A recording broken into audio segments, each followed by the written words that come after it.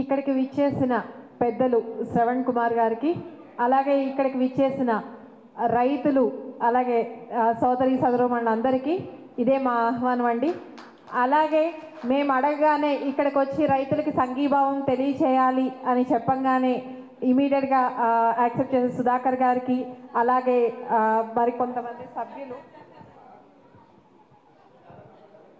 కొలికిపూడి గారు ఇప్పుడే వచ్చారండి, స్వాగతం సార్.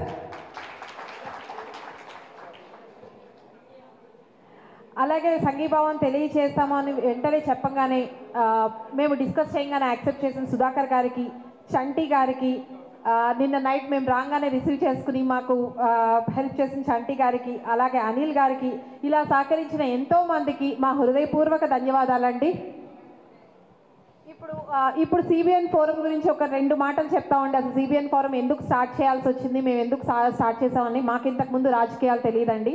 మేము ఒక ప్రొఫెషనల్స్, అలాగే సిబిఎన్ ఫోరంలో ఉన్న కోర్ సభ్యులందరూ కూడా ఒక బిజినెస్ చేసుకుంటూ, లేదు అంటే ఒక ప్రొఫెషనల్స్గానే ఉన్నామే తప్ప ఎక్కడా కూడా మాకు రాజకీయాలకి అతీతంగానే ఉన్నామండి.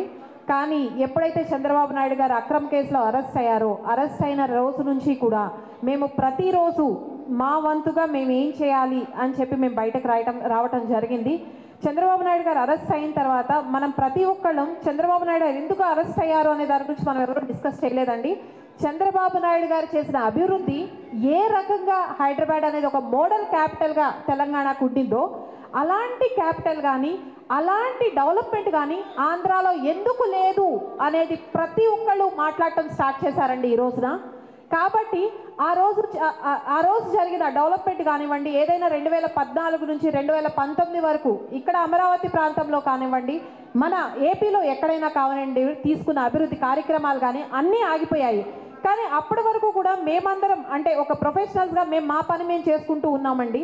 కానీ ఈ అక్రమ కేసులో ఎప్పుడైతే చంద్రబాబు నాయుడు గారిని అరెస్ట్ చేశారో, ఒక ప్రొఫెషనల్సే కాదండి, మహిళలు ముఖ్యంగా అందరూ బయటకు వచ్చి తమ వంతు సంఘీభావాన్ని బాబు గారికి తెలియజేయడం జరిగిందండి. అలాగే ఈరోజు 2024 ఎలక్షన్స్లో మహిళల పాత్ర 100% ఉండాలండి మనందరం. ఎందుకంటే ఒక మహిళ తలుచుకుంటే కుటుంబానికి సరిదిద్దగలదు, సమాజాన్ని సరిదిద్దగలదు, మన రాష్ట్రాన్ని సరిదిద్దుకోగలం మనం. కాబట్టి ప్రతి ఒక్క మహిళ కూడా 2024 ఎలక్షన్స్లో బాబు గారికి ఖచ్చితంగా అండగా నిలబడతారని మనస్ఫూర్తిగా ఆశిస్తున్నానండి. అలాగే ఇప్పుడు అమరావతి గురించి మాట్లాడితే సుమారు 1480 రోజులు ఈ నిరవధిక దీక్ష అమరావతి రాజధాని కోసం మీరందరూ ఇక్కడ చేపట్టడం జరిగిందండి. అది ప్రపంచంలో నిలిచిపోయే ఒక మహాయుద్ధం అండి. అలాంటి యుద్ధాన్ని చేసిన మీ అందరికీ కూడా శిరసు వంచి పాదాభివందనం చేస్తున్నానండి. కానీ మీరు చేసిన ఏదైతే ఈ యుద్ధం ఉందో ఇదే యుద్ధం ఆగిపోదండి. ఎప్పుడైతే చంద్రబాబు నాయుడు గారు 2024 ఎలక్షన్స్లో వస్తారో ఖచ్చితంగా మన రాష్ట్రానికి అమరావతి క్యాపిటల్గా ఉంటుంది. అమరావతిని మళ్ళీ ఇంకొక మోడల్ క్యాపిటల్గా చేస్తానని ఏదైతే చంద్రబాబు నాయుడు గారు మనందరికీ ఆ రోజు ప్రామిస్ చేశారో అది 100% నెరవేరుతుంది. ఖచ్చితంగా అది జరుగుతుందండి. మీ అందరూ ఏదైతే ఆనందించాలి అనుకుంటున్నారో, ఏదైతే చూడాలనుకుంటున్నారో, మీతో పాటు మేమందరూ చూడాలనుకుంటున్నామో ఆ రోజు తొందరలోనే ఉందండి. ఖచ్చితంగా మన క్యాపిటల్ మనలానే ఉంటుంది. క్యాపిటల్ అనేది ఏదో అమరావతి కోసం, అమరావతి రైతుల కోసం కాదండి. క్యాపిటల్ అనేది ఒక రాష్ట్రానికి ఒక వెన్నుముక. ఎన్నో ఉపాధి అవకాశాలు వస్తాయి, రాష్ట్ర ప్రజలందరూ సెటిల్ అవుతారు. ఇప్పుడు ప్రొఫెషనల్స్గా ఈరోజు యువత ఉద్యోగం చేసుకోవడానికి మళ్ళీ వేరే రాష్ట్రాలకు తరలి వెళ్లాల్సి వస్తుంది. అదే క్యాపిటల్ అనేది ఉండి మన డెవలప్మెంట్ మనం ఇక్కడ చేసుకుని ఉంటే మేము వేరే రాష్ట్రాలకు వెళ్ళి సెటిల్ అవ్వాల్సిన అవసరం ఉండేది కాదు.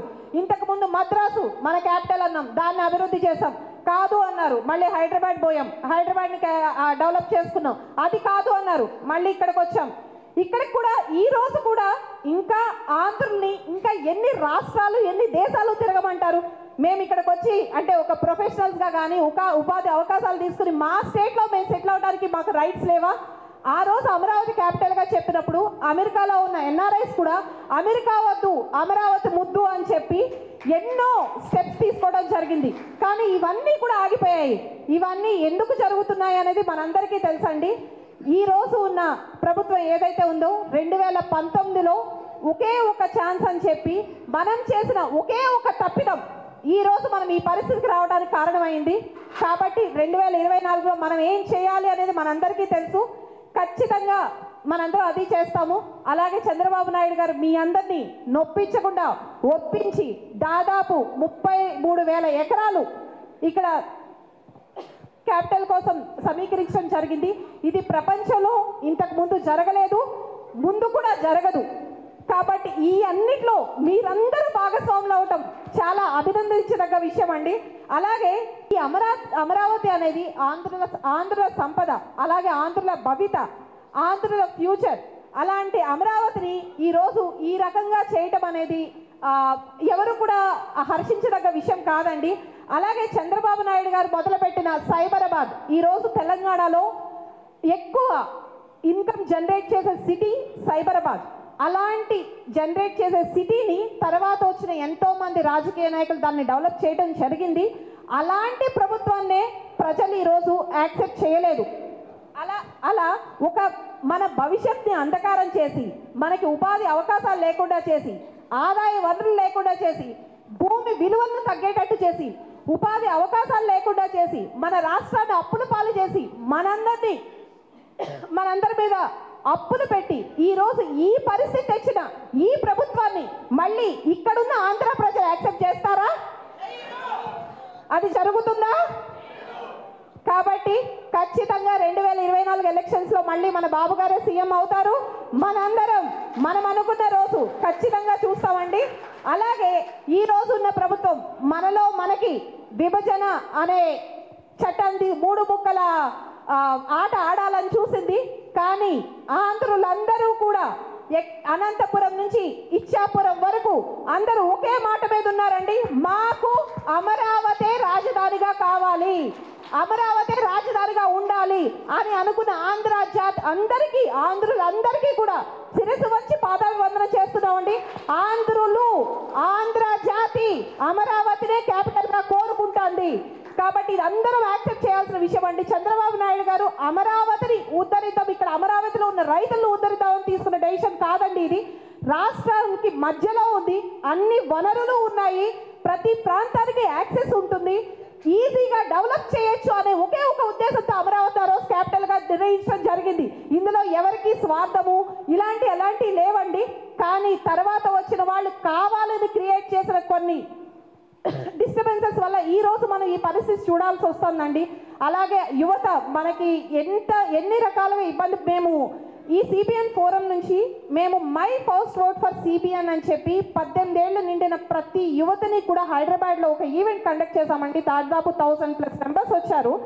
ఈ రోజు అంటే ఆ రోజు మా ఈవెంట్కి వచ్చింది 1000+ మెంబర్స్. అయితే అక్కడ ఉన్న ఇక్కడ నుంచి వెళ్తున్న యువత చెన్నై కానివ్వండి, బెంగళూరు కానివ్వండి, హైదరాబాద్ కానివ్వండి, వీళ్ళందరికీ కూడా ఇక్కడ ఉపాధి అవకాశాలు కనుక ఉంటే మనం వేరే రాష్ట్రానికి వెళ్ళాల్సిన అవసరం లేదండి. ఆ రోజు కూడా మేమందరం చెప్పింది అదేనండి. మీకు కూడా మీ నెక్స్ట్ ఎవరైతే ఉన్నారో ఫస్ట్ ఓట్ వేసే ప్రతి ఒక్కళ్ళు కూడా వాళ్ళు వేసే ఓటు అనేది చాలా ఇంపార్టెంట్. ఆ ఓటు ఎవరికి వేయాలి, ఆ ఓటు వల్ల మనకు వచ్చే లబ్ధి ఏంటి? ఓటు అనేది ఒక అభివృద్ధి ఆయుధం అండి. మన ఈ ప్రజాస్వామ్య దేశంలో మీకు తెలుసు, ఈరోజు మన రాష్ట్రంలో ప్రశ్నించడానికి హక్కు లేదు. డాక్టర్ బిఆర్ అంబేద్కర్ గారు రచించిన రాజ్యాంగం మనకు తెలియచెప్పేది ఈ ప్రజాస్వామ్య దేశంలో మన నాయకుల్ని మనము ప్రశ్నించవచ్చు. కానీ ఇక్కడ ప్రశ్నిస్తే కేసులు, ఇక్కడ అందరి మీద కేసులు ఉంటుంటాయి కదండి. ఇక్కడ మనకు ఆంధ్రాలో కేసులుంటే మనం అభివృద్ధి మనం సక్సెస్ సాధించినట్టు, అంటే కేసులుంటేనే మనం ఏదో సాధించినట్టు అలా అయిపోయింది మన ఆంధ్రాలో. కాబట్టి కేసులు ఉన్నాయి లేకపోతే ఇంకోటి అని ఈరోజు మనం ఎవరు భయపడట్లేదు కదండి. ఎవరు భయపడట్లేదుగా, మనం అందరం ముందుకు వచ్చాము. అలాగే 2024 ఎలక్షన్స్లో మన బాబు గారిని సీఎం చేసుకోవడానికి మనందరం మన వంతుగా ఎంత చేయగలమో అంతా చేద్దామండి. అదే ఉద్దేశంతో సిబిఎన్ ఫోరం ఈరోజు మీ మధ్యకి రావటం జరిగింది. మీ అందరూ చూపించిన ఈ ఆదరాభిమానాలు మేము జీవితాంతం గుర్తు పెట్టుకుంటామండి. Thank you so